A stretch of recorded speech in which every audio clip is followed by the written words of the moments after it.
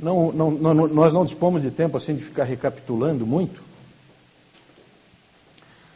mas a gente no último domingo a gente simplesmente fez uma introdução, era bem introdutório mesmo, né? Hoje é que a gente vai realmente começar a tratar de assuntos específicos, né? Nós tratamos na última reunião da identidade puritana, só para a gente ter a primeira noção de quem foram os puritanos e a importância dele para nós. Só para a gente relembrar alguns aspectos que tem que ficar na nossa mente.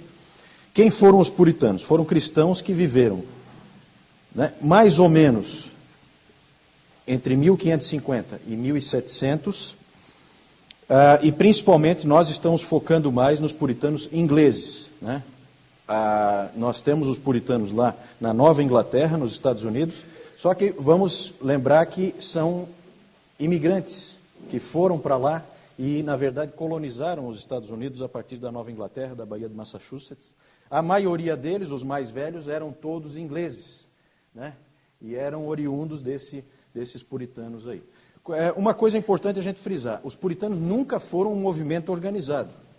Então, quando a gente fala os puritanos, não é um grupo. Não é um grupo, o presidente dos puritanos. Não existe isso. Não existe organização nenhuma.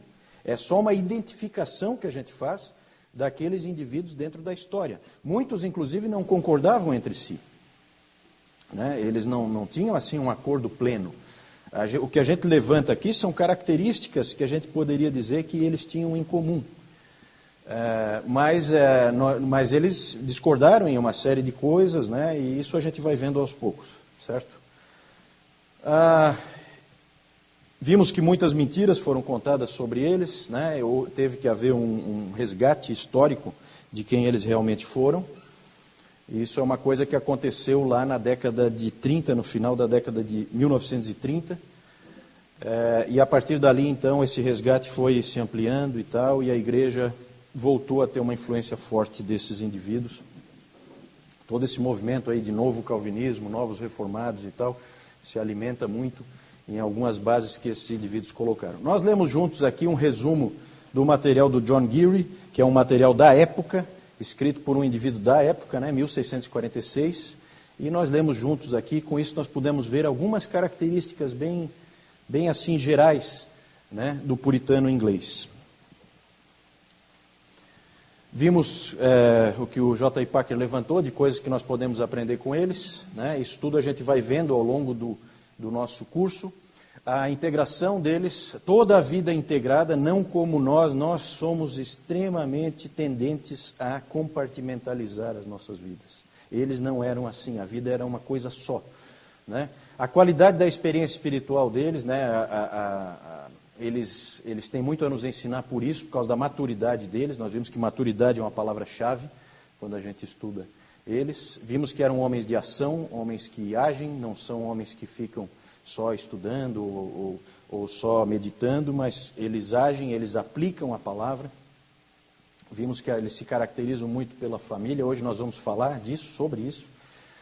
O senso do valor humano e o ideal de renovação da igreja. Isso também são coisas que a gente vai abordar ao longo do nosso curso. A gente fez aqui aquele apanhado histórico, né, na segunda parte no domingo passado. Vimos esse apanhado histórico aí, vimos que houve assim oscilações, épocas em que eles tiveram uma situação melhor, épocas em que eles tiveram uma situação pior, dependendo de quem estava no poder. Nós não vamos voltar nisso aqui. Muito importante essa data ali, né, 1662, a grande expulsão, que nós colocamos, e a história mostra que foi o golpe fatal no puritanismo, né? Porque só em 1689 voltou a haver liberdade para esses indivíduos. Nessa grande expulsão, vocês lembram, cerca de 2.000 pastores puritanos abandonaram foram forçados, né, a abandonar as suas paróquias e foram forçados a não atuar mais na igreja normal, tiveram que ir para uma situação de igreja perseguida, marginalizada, né? E aí isso aí fez com que não houvesse continuidade, porque a nova geração não pôde ser treinada. E aí os puritanos então vão rareando a partir daí, e aí há um declínio. Algumas perguntas que as pessoas me fizeram eu queria lembrar, né, que nós temos ali atrás uma caixinha ali em que você pode colocar a sua pergunta, você pode escrever e colocar a sua pergunta, se você assim desejar, né? Também pode vir diretamente para mim, né, e me perguntar. Depois a gente traz isso para o grupo, né? Ou então, se for uma coisa que a gente vai abordar mais tarde, a gente deixa para depois, né? Mas eu queria daí só rapidamente, então, não temos tempo para nos aprofundar, tá? Me perguntaram sobre o envolvimento político, né, por causa do momento que nosso país está vivendo. Então, se os puritanos têm alguma coisa a nos ensinar em relação a isso aí. A minha percepção, e aí eu vou atrás do Dr. Lloyd Jones, é que eles têm a nos ensinar sobre o que não fazer, né? Esse é um dos erros deles, o envolvimento político extremado, né? É engraçado que exatamente nessa situação, na semana passada, eu acho, o pastor Mark Dever, lá nos Estados Unidos, em Washington, ele fez uma pregação que impactou todo o meio reformado americano. O nome da pregação, era uma pregação em Marcos 12, o nome da pregação, Jesus pagou impostos. E aí ele fala sobre a postura do cristão diante da política, né? E ali ele mostra tudo aquilo que nós aqui no Brasil, pelo que eu tenho visto, esquecemos, né? Que Romanos 13 existe, que Marcos 12 existe, que são textos que não deveriam ser jogados fora, né? E ele dá uma alinhada, já que lá nos Estados Unidos houve toda uma desilusão com a política por causa da vitória do Obama e tal. Tudo isso aí ele mostrou que isso não tem absolutamente nada a ver. Na verdade, havia uma visão errada em relação à política lá, né? E eu acho que muito, infelizmente, é em inglês, então é um pouco inacessível para nós, mas o que ele disse encaixa como uma luva para o nosso contexto aqui no Brasil. Então, os puritanos, eles se envolveram politicamente do jeito que não deveriam se envolver, e o Dr. Lloyd Jones disse que esse é um dos desastres, uma das causas do desastre do fim do puritanismo, né? O envolvimento excessivo com política. E outra pergunta que me fizeram foi em relação aos Quakers, porque eu citei os Quakers de passagem, que em 1689 houve, então, liberdade religiosa, né? Haveria, inclusive, a proteção do governo para uma série de grupos que antes eram perseguidos, né? Então, havia liberdade religiosa para os presbiterianos, para os congregacionalistas, para os batistas, e eu citei os Quakers, né? Os Quakers, eu não vou entrar em detalhe, né? Mas os Quakers são um grupo dissidente, um grupo não conformista, dos muitos grupos não conformistas que haviam na Inglaterra naquela época, né, especialmente na época da turbulência, quando o rei foi morto lá, e aí houve aquela turbulência toda, surgiram uma série de grupos, né, que a gente não tem tempo de ficar entrando nisso, né? Mas os Quakers, eu respondi assim, é uma super simplificação, né? Mas os Quakers, eles têm um pouquinho de, vamos dizer assim, de serem os carismáticos da época, né? Para eles, a igreja não era tão importante, a palavra não era tão importante, eles entendiam que eles podiam ter um contato direto com Cristo, místico, né? Porque neles habitava o Espírito Santo. Então, o Espírito Santo revelava para eles o que eles deviam fazer, quem eles deviam ser, né? Então, esse tipo de coisa sempre existiu, tá, gente? E na verdade, esse Quaker significa tremer, né? Quake é tremer. Na verdade, é um nome jocoso também que era dado para eles, porque eles, na verdade, são pacifistas, eles não pegam em armas em hipótese alguma, você pode matar eles, mas eles não vão para a guerra, e eles não fazem juramentos, né? Eles ainda existem, são fortes ainda, a maioria se tornou unitariano, mas tem grupos bastante diferentes, eles não são muito organizados. Nos Estados Unidos existem muitos Quakers ainda, e algumas organizações que a gente conhece bem, né, foram fundadas por Quakers. Exemplo, Greenpeace, Anistia Internacional. Eles sempre têm esse espírito assim, extremamente pacifista, e é uma outra característica deles. É claro que sempre que a gente vai assim rotulando muito, a gente está super simplificando, né? As coisas sempre na humanidade, tudo na humanidade é mais complexo do que você pode dizer numa frase. Né? Então, e aqui no estudo dos puritanos também é complicado. Eu, por exemplo, eu disse, só para dar um exemplo, né? Eu disse que na época do Oliver Cromwell, que é aquele sujeito que não era um rei, ele se tornou o Lorde Protetor, naquela única época em que a Inglaterra, o Reino Unido, foi uma república, eu disse que foi uma época boa para os puritanos, né? Só que depende de quem você está falando. Se você pegar um indivíduo como Christopher Love, por exemplo, que é um indivíduo que era um pregador, tem material muito bom dele, ele foi morto pelo Oliver Cromwell, né? Pelo Oliver Cromwell não, pelo governo, né? Por alta traição, porque ele foi um dos indivíduos que estava envolvido na conspiração para trazer o rei de volta. Ele era um daqueles presbiterianos que queria, que queria uma igreja do Estado, mas que fosse uma igreja presbiteriana, e não uma igreja episcopal, uma igreja com bispos, certo? Então, assim, só mostrando que não é sempre tudo tão simples assim como a gente coloca, tá? Só queria mostrar para vocês que os grupos que tinha, né, porque a gente falou ali dos Quakers, então esses congregacionalistas, presbiterianos, batistas e Quakers, eles receberam liberdade. Mas alguns outros grupos muito mais radicais não tiveram a mesma sorte, porque tinha todo tipo de gente, tá?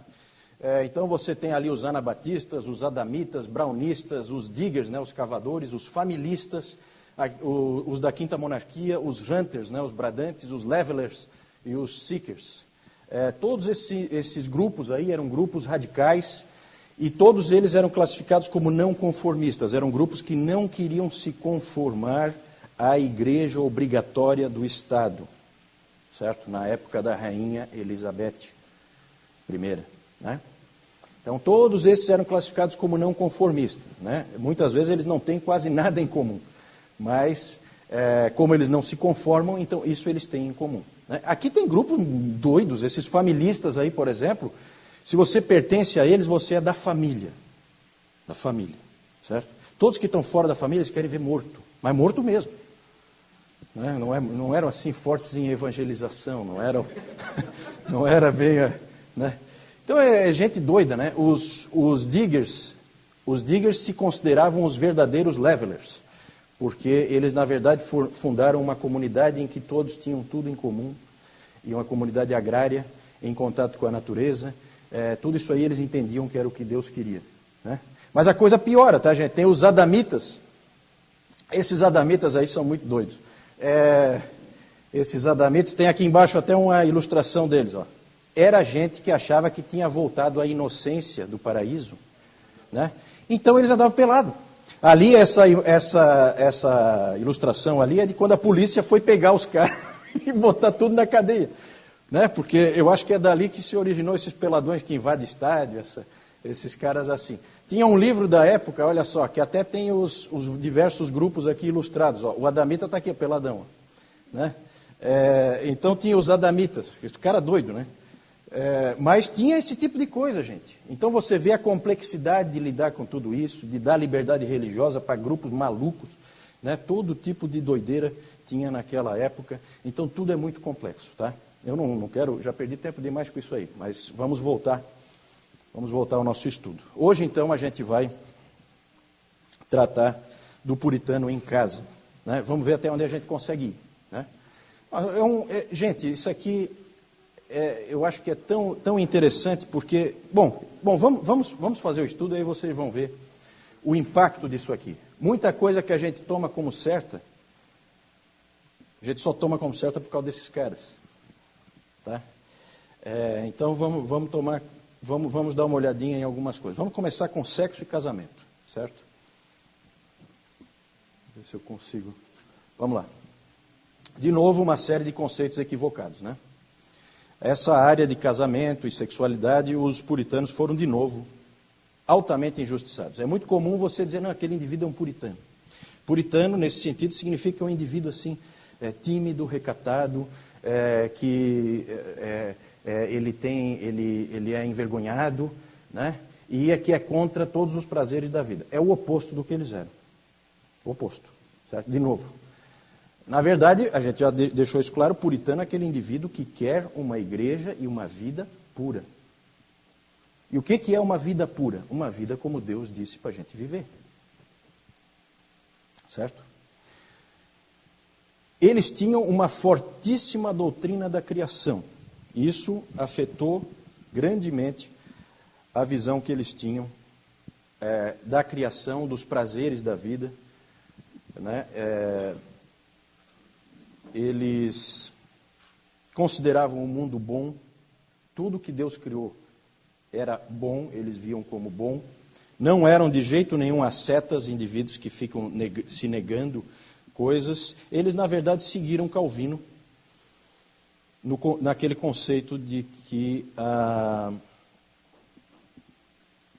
tudo é bom, o problema está somente no uso inadequado e na falta de moderação, no uso desordenado das coisas que Deus criou. As coisas fora de lugar. Mas tudo é bom. Era assim que eles viam. Aqui nós vamos falar de casamento, vamos falar de família, e evidentemente são relacionamentos muito próximos, e vocês lembram que na cabeça do puritano, ele quer santificar todos os relacionamentos dele. E como é que ele santifica todos os relacionamentos dele? Através da palavra. Então, esse é o ponto de partida deles. Eles foram fortemente influenciados pelos reformadores, mas eu acredito que eles foram além, como é muito comum. Né? Eles aprenderam com os reformadores, mas levaram um pouquinho mais para frente, até porque eles são um grupo, eles têm condições de trocar mais, levar mais para frente, aprender uns com os outros, trocar ideias. Isso é uma coisa importante. E aí, hoje, vai dar para a gente perceber um pouco, gente, do principal objetivo desse nosso curso aqui. Como eu já falei no domingo passado. A minha principal expectativa é de que a gente perceba como o puritano traz para a vida dele tudo o que ele aprende na palavra. O que nós temos para aprender com os puritanos é principalmente uma maneira de entender a Bíblia. Certo? A percepção de que a Bíblia ela não é uma coisa distante de nós, mas ela é uma coisa que deveria moldar as nossas vidas. Eles permitiram que a Bíblia moldasse a vida deles. E nisso eles são exemplo para nós. Para começar, eu quero, justamente como nós estamos desfazendo alguma coisa, na verdade nós vamos mostrar qual era o contexto em que eles estavam e mostrar que foram eles que libertaram toda a civilização ocidental e a igreja da época de visões, eles junto com os reformadores, de visões completamente erradas em relação ao sexo e ao casamento.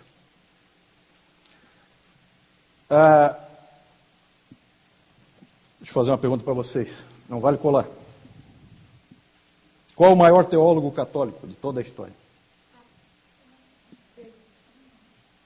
Pedro não. Agostinho é importante, né? Mas como ele era meio calvinista, eles tiraram um pouco a força dele. Tem um outro mais importante, que sistematizou e definiu todo o catolicismo romano. Tomás de Aquino, né? Quem colou aí respondeu certo. Né? Viu? Vocês responderam sem colar, vocês erraram. Quem colou acertou. Tomás de Aquino, por exemplo, o que ele ensinou? Vamos ver algumas coisas que ele ensinou? Olha lá. Vejam só. Os puritanos reagiram contra isso aí. Agradeçam a eles, certo? É o que eu estava dizendo esses dias, né? Eu vejo feministas criticando os puritanos, não sei o quê. Não existiriam feministas sem os puritanos. Não existiriam. Certo? Nós temos que agradecer a eles, certo? Tomás de Aquino, certo? Século XIII. O nascimento de uma menina, ensino dele, tá? Resulta de alguma degeneração no embrião masculino. Certo? A esposa é uma conveniência para o homem, porquanto capacita-o a procriar e evitar a concupiscência. A paixão ardente que pode conduzir à promiscuidade. Em tudo mais, um homem sempre será melhor companheiro e ajudante do que jamais poderia ser uma esposa ou qualquer outra mulher. É aquele ideal clássico de que amizade é coisa entre dois homens, certo? As mulheres são mental e fisicamente mais fracas do que os homens, mais tendentes ao pecado e, por natureza, sempre se submetem a algum homem. Os maridos poderiam corrigir suas mulheres mediante punições físicas, se necessário, e as crianças deveriam amar mais ao pai do que à mãe. Esse é o ensino católico romano clássico, certo? Eu coloquei mais alguns indivíduos aí, porque na verdade nós não precisamos nem ficar só no catolicismo romano puro, mas se a gente voltar a alguns pais da igreja, fortemente influenciados pelo pensamento grego e não pela palavra de Deus, vários absurdos saíram ali, tá? Que moldaram a igreja da época, como por exemplo ali Crisóstomo. Vejam que é coisa muito antiga, tá, gente? Crisóstomo, olha lá quando é que ele nasceu, no ano 347. Ele negou que Adão e Eva tivessem tido relações sexuais antes da queda no pecado, né? Na verdade, o sexo só existe por causa do pecado. O Crisóstomo ali, acho que não sei, um dos dois está errado o nascimento, tá? Eu não sei. Não sei qual dos dois. Eu acho que o do Crisóstomo que está errado. Eu acho que ele é um pouquinho depois, tá? O Orígenes é que eu acho que é mais aquele ali. Orígenes disse que se o pecado não tivesse entrado no mundo, a raça humana iria se propagar não através da união sexual, mas sim de alguma maneira angelical, certo? Que ele não sabia exatamente qual seria, né? O bispo Gregório de Nissa alegou que Adão e Eva haviam originalmente sido criados sem desejo sexual e que se a queda não tivesse acontecido, a raça humana ter-se reproduzido por alguma modalidade de vegetação inofensiva. Esse Joviniano que está ali, esse cara foi excomungado, sabe por quê? Sabe por que ele foi excomungado? Porque ele defendeu, ele ousou sugerir que o casamento não era pior na visão de Deus do que a virgindade. Ele foi excomungado pela igreja, né?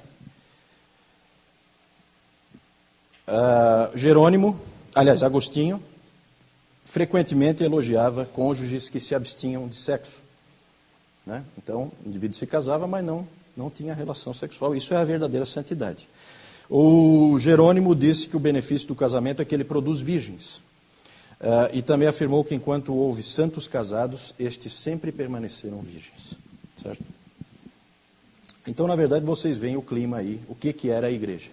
Gente, reagir contra séculos e séculos e séculos e dizer, não, vocês todos estão errados, a palavra de Deus está certa, isso não é pouca coisa. Isso não é pouca coisa. E isso foi o que os reformadores e os puritanos fizeram. Aí a reação deles. Inclusive tem coisas assim bem interessantes, né? O Jerônimo, por exemplo, ele diz que Deus não pronunciou uma bênção no segundo dia da criação. Deus não pronunciou uma bênção no segundo dia da criação, né? Porque é o único dia em que não aparece e viu Deus que era bom, né? Por causa do número 2. O número 2 é casamento. Casamento é coisa do mal.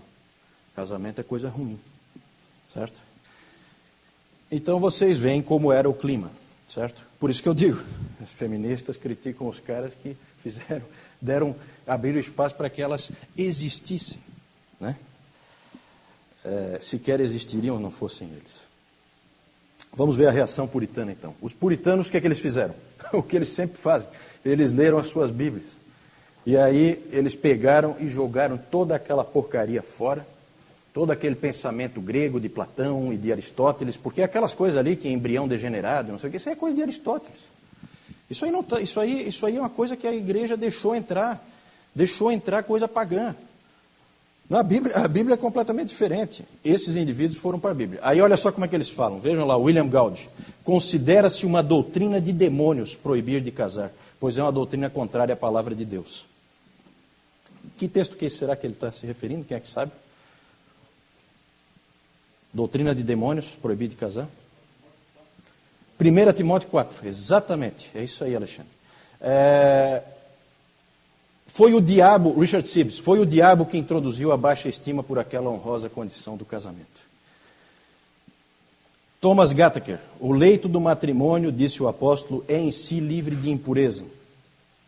De onde é que ele está tirando isso? Hebreus capítulo 13, né? É em si livre de impureza. Mas diz o espírito de Satanás, falando por esses homens, aqueles que a gente viu ali, por exemplo, ou melhor, bestas, o casamento é desonroso. Os caras pegam pesado, tá, gente? Eles pegam pesado. A abstinência marital vem dos ditames de uma mente cega, e não daquele Santo Espírito que diz, não é bom que o homem esteja só. Foi isso que eles leram nas Bíblias deles. O casamento, o Thomas Bacon, o casamento foi ordenado por Deus, e isso não neste mundo pecaminoso, mas no paraíso, aquele mais alegre jardim de prazer. É assim que eles falavam, gente. Esses caras aqui, de pudico, de asceta, eles não têm nada. Esses caras aqui são caras apaixonados, ferventes, entendeu? Eles pregavam em Provérbios 5, 18 e 19, a corça de amores, a gazela graciosa, saciente sempre os seus seios.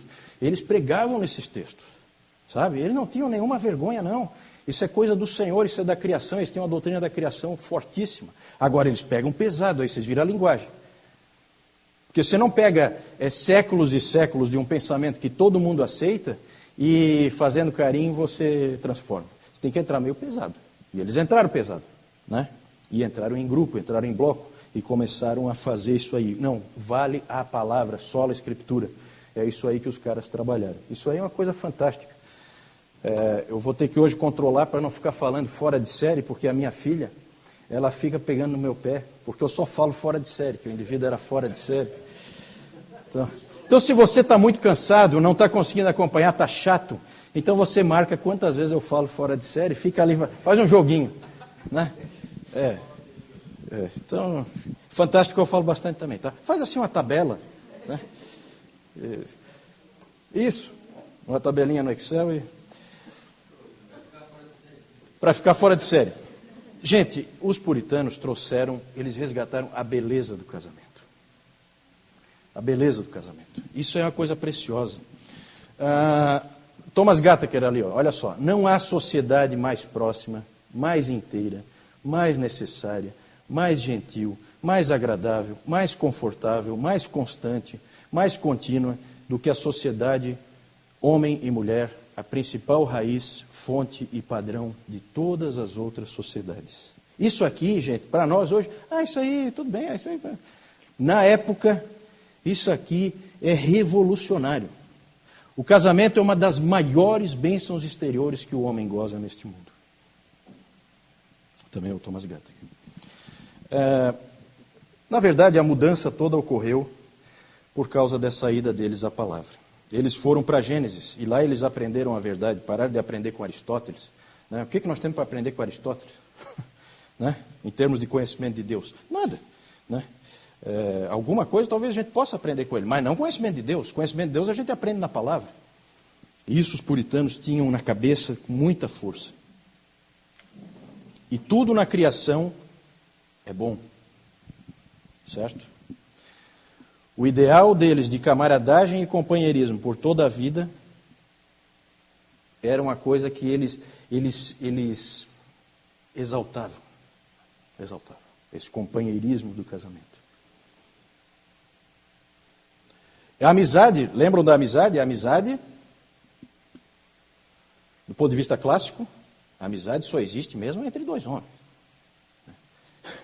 Eles mudaram isso completamente. Olha lá o Richard Baxter. É sinal de misericórdia termos uma amiga fiel que nos ame inteiramente, diante de quem podemos abrir nossa mente e comunicar-lhe nossos problemas. É uma misericórdia ter uma amiga tão próxima que nos ajude em nossa alma para despertar em nós a graça de Deus. Isso também é revolucionário.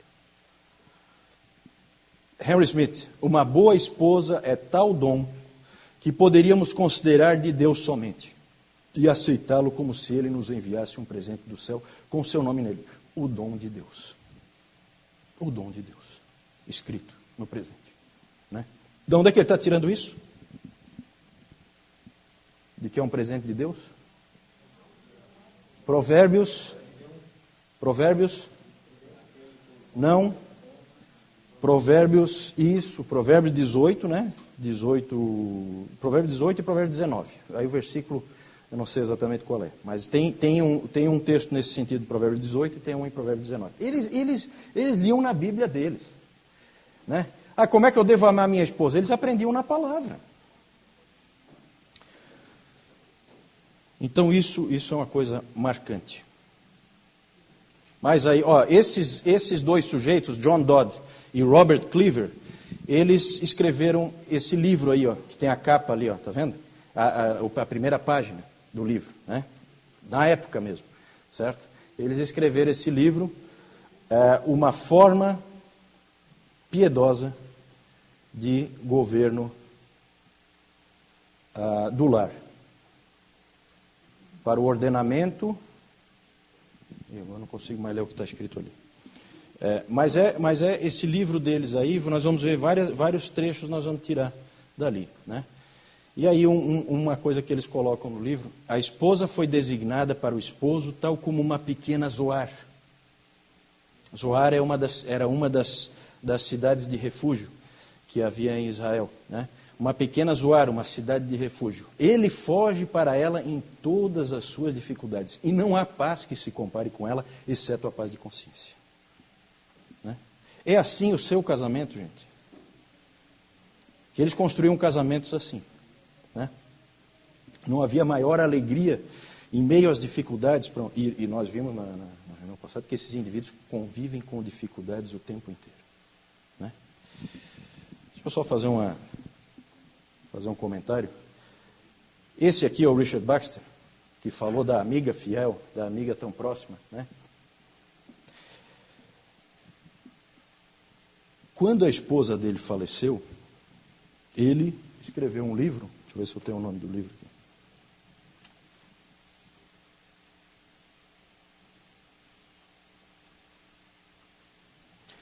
Ele escreveu um livro intitulado Breve Relato sobre a vida da senhora Margaret Baxter. Ele escreveu uma biografia da esposa. Esses caras, gente, eles amavam as esposas deles, mesmo, verdadeiramente. Então isso é uma coisa marcante, né? Não só eles reagiram contra o que havia intelectualmente, mas eles aplicaram a palavra de Deus na vida deles. Então isso é uma coisa que a gente precisa tomar como exemplo, né? É uma das coisas em que eles foram exemplos para nós. Vamos caminhar um pouquinho. Visão puritana sobre o sexo. Esse indivíduo ali ainda é vivo, Edmund Morgan, é um dos maiores historiadores vivos nos Estados Unidos. Pelo que eu sei, eu acho que ele não é cristão, nada, ele é um historiador, tá? O mais respeitado em termos de história americana, hoje, vivo. Né? E ele diz isso: os puritanos não eram nem pudicos nem ascetas. Eles sabiam como rir, isso nós já falamos da outra vez, eles sabiam como rir e como amar. O J. Packer, ele fala o seguinte: o realismo de suas afirmações sobre a afeição matrimonial originou-se do fato que eles recorreram à Bíblia para entenderem esse relacionamento. Aliás, eles recorrem à Bíblia para entender tudo. Né? Ao livro de Gênesis quanto à sua instituição, à Epístola aos Efésios quanto ao seu pleno significado, ao livro de Levítico quanto à sua higiene, ao livro de Provérbios quanto à sua administração, há diversos livros do Novo Testamento quanto à sua ética, e a Esther, Ruth e Cantares de Salomão quanto a ilustrações e amostras do matrimônio ideal. Certo? Porque a Bíblia ensina tudo, e eles perceberam isso. Né? A visão deles em relação à sexualidade, a visão absolutamente bíblica. Né? Cantares de Salomão, eles pregavam em Cantares de Salomão sem problema nenhum. Né? Ninguém ficava envergonhado, não tinha problema nenhum. É palavra de Deus, é ensino bíblico. O William Gouge aí, ele fala que a união física é um dos mais apropriados e essenciais atos do casamento. Pessoas casadas deveriam engajar-se no sexo de boa vontade e com prazer, voluntariamente, prontamente e jubilosamente. Né? Tudo isso aí é revolucionário, tá, gente? Revolucionário. Para a época, né? Absolutamente revolucionário. Eles chegavam, às vezes, até o extremo de... tão importante eles achavam essa questão da sexualidade, e nisso eles estavam reagindo fortemente àquela coisa de casais sem sexo, né, lá dos católicos, que é o ideal da sexualidade católica, até hoje, certo? Na verdade, por que não se pode usar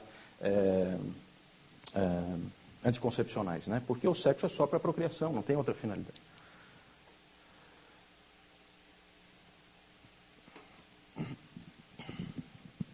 Eles, às vezes, chegavam até a fazer uma relação do casamento com a sexualidade de uma maneira quase que fazendo a equivalência das duas coisas. Olha lá o William Perkins. O casamento é a conjunção legal de duas pessoas casadas, isto é, de um homem e uma mulher, numa só carne. Um puritano anônimo disse o seguinte: quando dois tornam-se um pelo casamento, eles podem alegremente conceder a devida benevolência. Eles usavam essas expressões assim, tá? Devida benevolência era uma típica, né? Vocês sabem do que se trata, né? Eles podem alegremente conceder a devida benevolência um ao outro, como dois instrumentos musicais corretamente ajustados fazem uma das mais agradáveis e doces harmonias num bem afinado dueto. Eles tinham esse veio poético aí também, né? Muitos deles gostavam de poesias renascentistas, né? Então, não são... É aquela coisa, puritano é o contrário do que você imaginava. Ele é o contrário do que você imaginava, pode ter certeza. Harry Smith: no casamento, um companheiro vem para tornar feliz nossa vida, como Isaac e Rebeca divertiram-se juntos. Eles usavam muito esse texto de Gênesis 26, que é quando Abimeleque viu que o Isaac estava acariciando a Rebeca, né? Eles usavam esse texto livremente, né? Não tinha problema nenhum.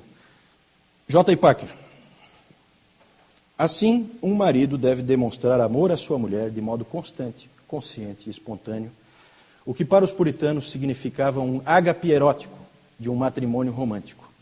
E a mulher deve amar a seu marido com a mesma intensidade.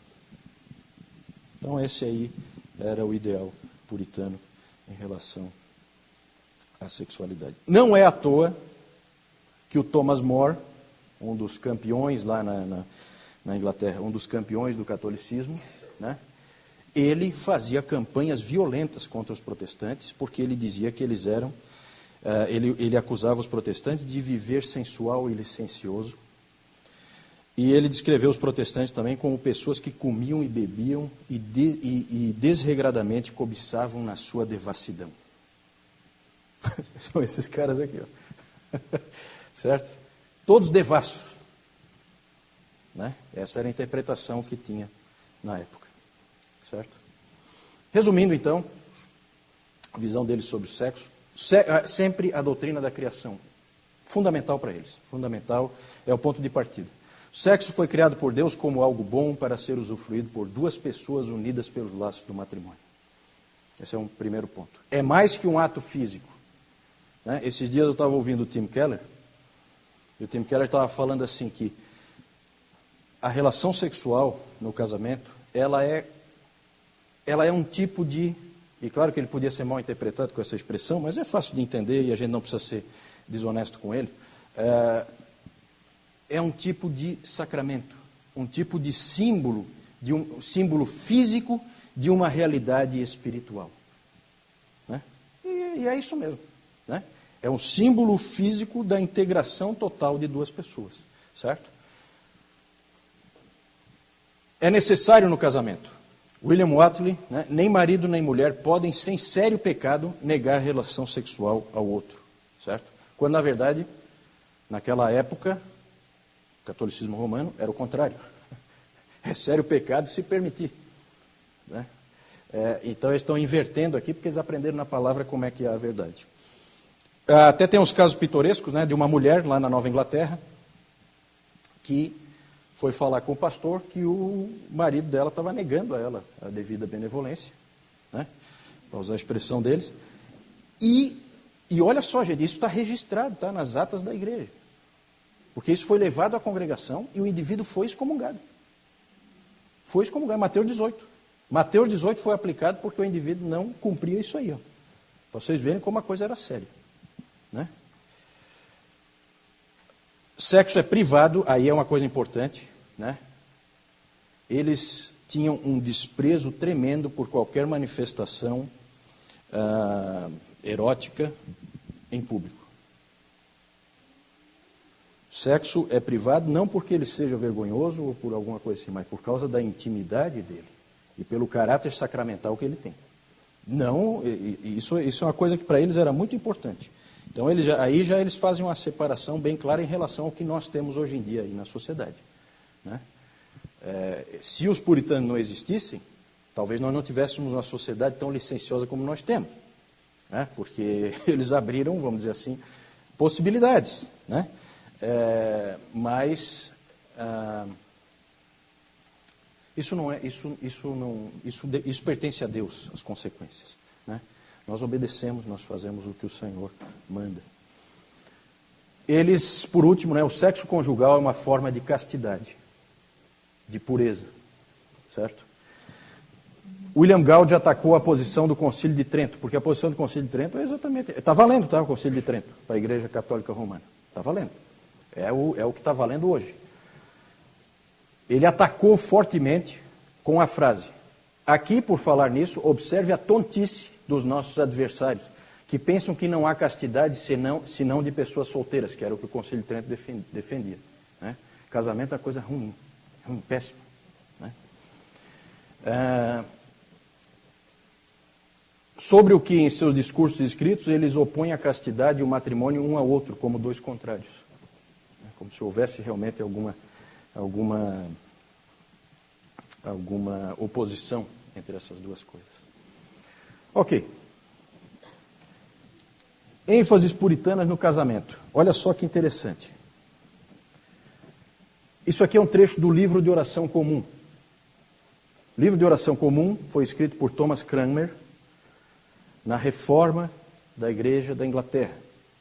Em 1549, ele escreveu isso aqui, né, lá no reinado do rei Eduardo VI, e já tem um pensamento reformado aí, né?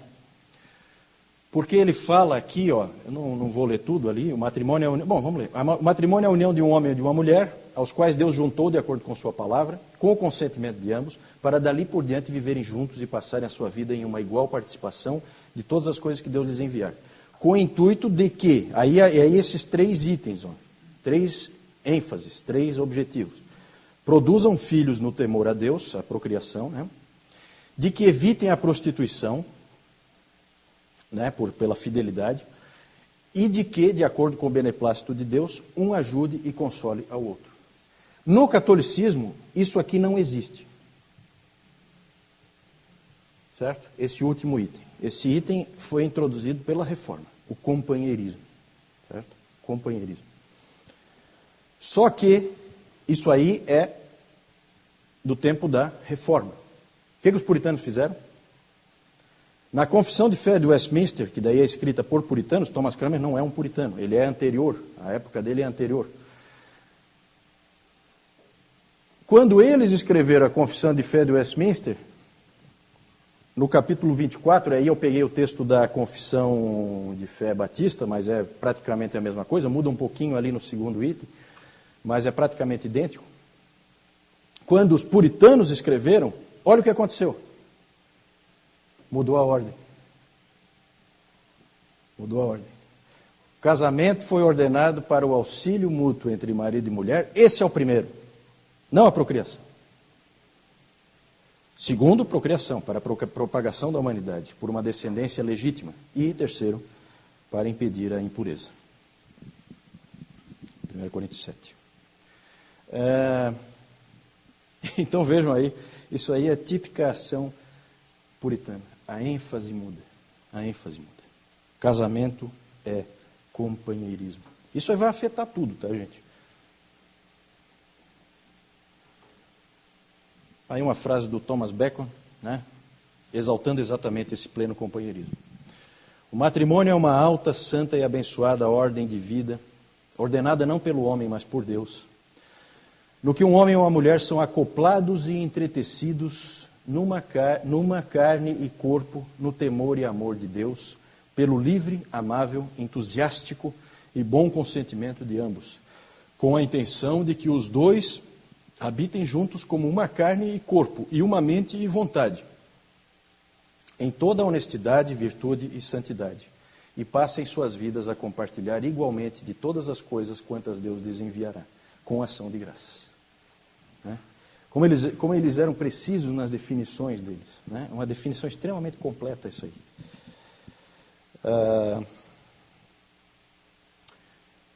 Ótimo. Companheirismo, muito bom. Resgates importantes, né? Mas aí vem a pergunta, será que havia espaço para romantismo entre um casal puritano? Com certeza. Só para dar uns exemplos, né? O poeta e ministro americano Edward Taylor escreveu à sua amada que sua paixão era uma bola dourada de puro fogo. Né? Carta de amor, né? Apaixonado. O pastor John Pike chamou sua esposa de o desejo dos meus olhos. William Whately disse que o amor mútuo de marido e mulher deveria ser o mais fervoroso e abundante. Intensidade, né? Paixão.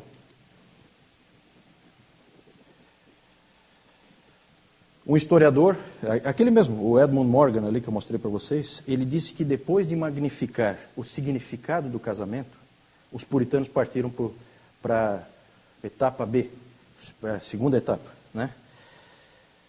Magnificar os aspectos emocionais, românticos e idealistas da relação matrimonial. Gente, a literatura da Idade Média exaltava o quê? Em termos de romantismo. Exaltava a paixão adúltera. Né? Como Hollywood faz, como a Rede Globo faz. Né?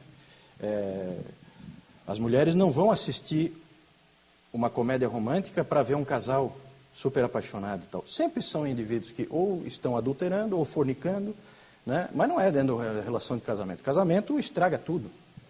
Casamento não estraga prazeres. Casamento acaba com a paixão, acaba com o romantismo. E assim nada é novo debaixo do sol. Né? A literatura da Idade Média era exatamente assim. Né? A verdadeira paixão só acontece fora do casamento. Né? Os puritanos consertaram até isso. Porque, na verdade, todo o romantismo eles trouxeram para dentro do casamento. Esses indivíduos eram absolutamente apaixonados pelas suas esposas. Né? E as esposas, consequentemente, por eles. Cadê o Apolo? Dê uma aguinha para mim.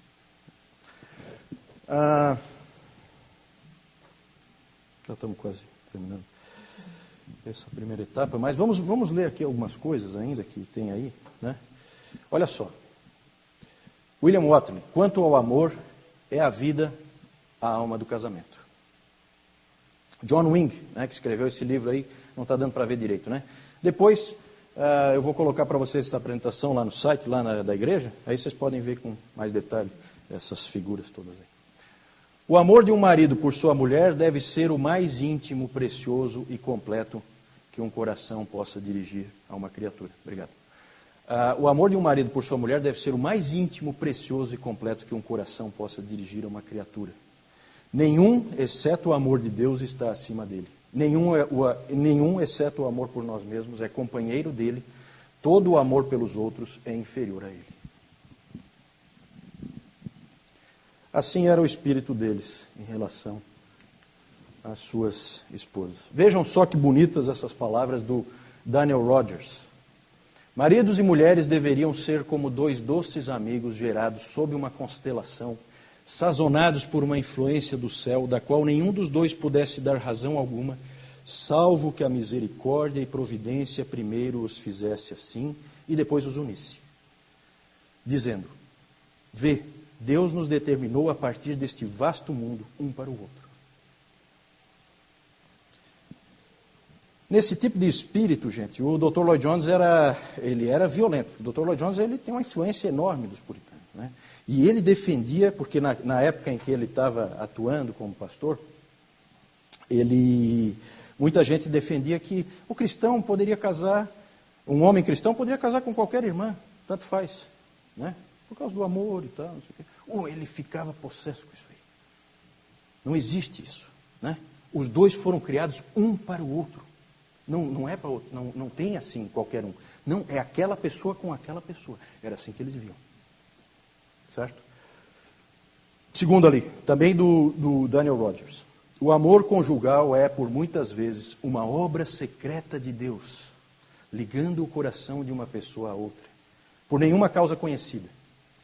E assim, quando esse poderoso ímã atrai um ao outro, nenhuma outra pergunta precisa ser feita, mas aceita-se que tal homem e tal mulher foram feitos no céu, um para o outro, e que Deus mesmo os uniu. Gente, esse pensamento que os caras tinham, isso aí transforma o casamento. Você pensar o tempo inteiro isso faz diferença, faz muita diferença, né?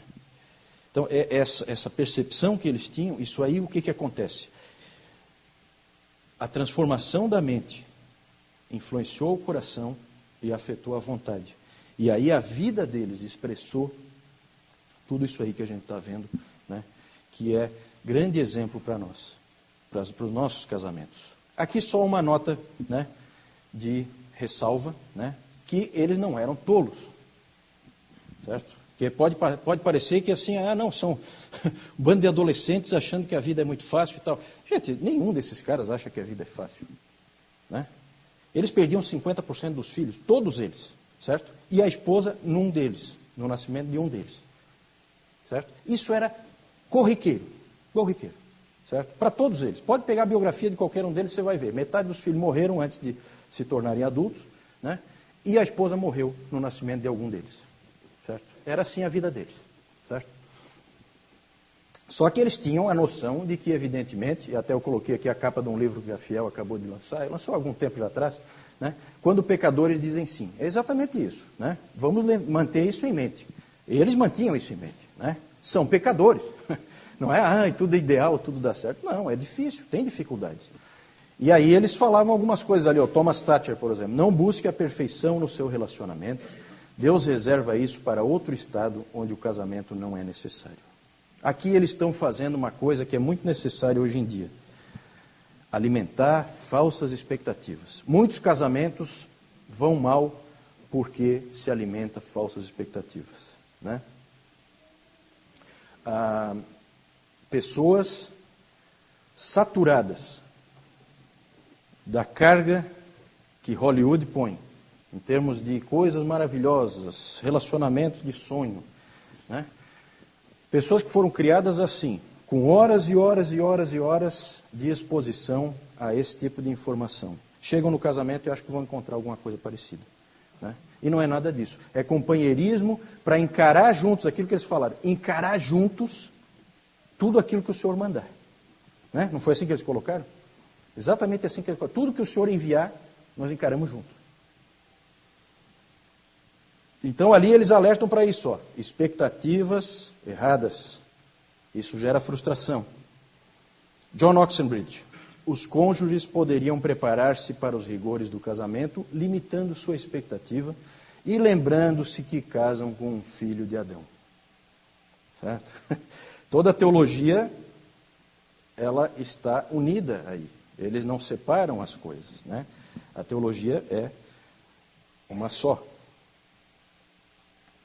Estamos quase terminando essa nossa primeira etapa.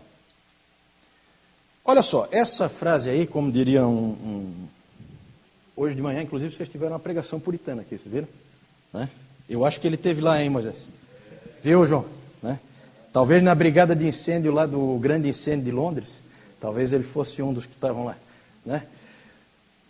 Mas, para repetir esse sujeito que eu estou citando, que vocês sabem quem é, né? Essa frase aí todo mundo conhece, né? Ou pelo menos muita gente conhece. Quem conhece essa frase aí? Mais ou menos, né? Talvez não nessas palavras, né? Levanta a mão aí. Bastante gente conhece, né? A mulher foi feita de uma costela tirada do lado de Adão, não foi feita de sua cabeça para dominá-lo, nem de seus pés para ser pisada por ele, mas de seu lado, para ser igual a ele, para ser protegida pelo seu braço, e de perto de seu coração, para ser amada. Né? De quem é essa frase? De quem será que é essa frase? Né? Muito conhecida e tal. Mas quem falou isso? Quem falou isso, gente? Na verdade, escreveu no comentário de Gênesis 2:22. Quando ele comentou esse texto, ele escreveu essas palavras aí. Eu ainda fui checar, né, para ver se realmente estava escrito lá, e estava escrito exatamente assim.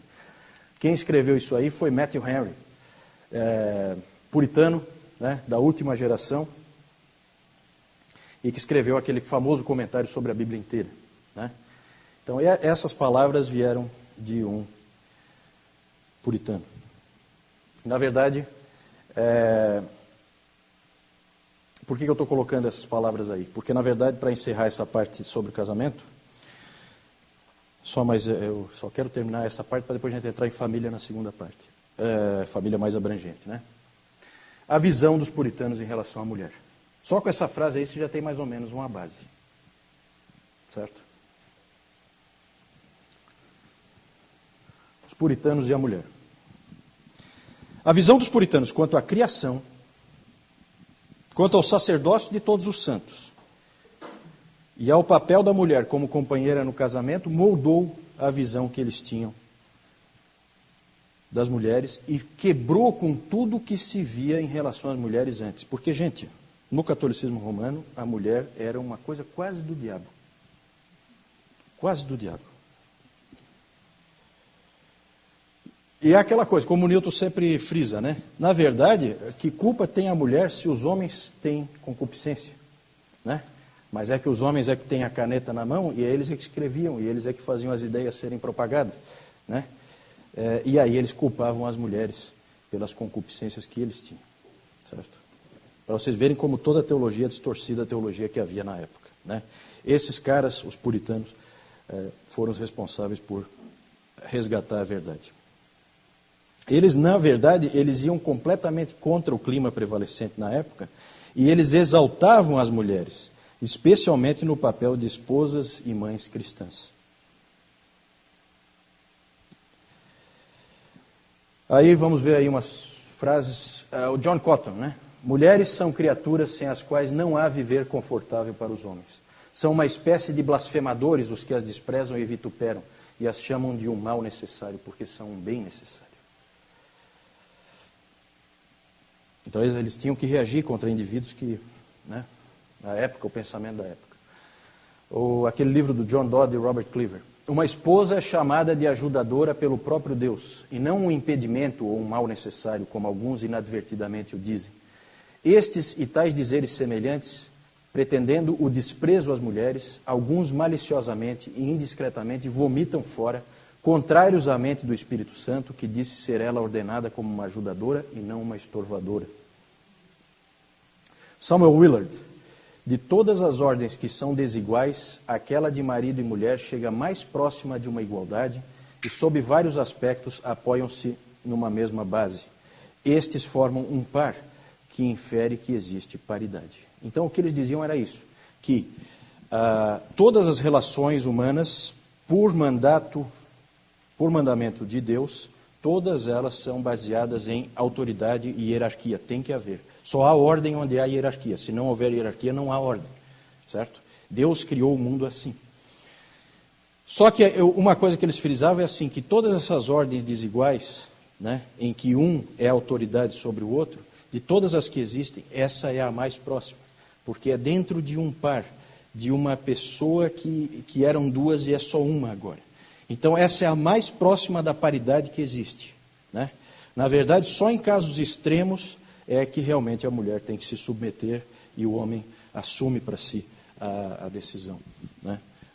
Daquele ponto específico. Nós vamos voltar um pouquinho mais nisso aí depois. Tá? Agora nós vamos fazer o nosso intervalo.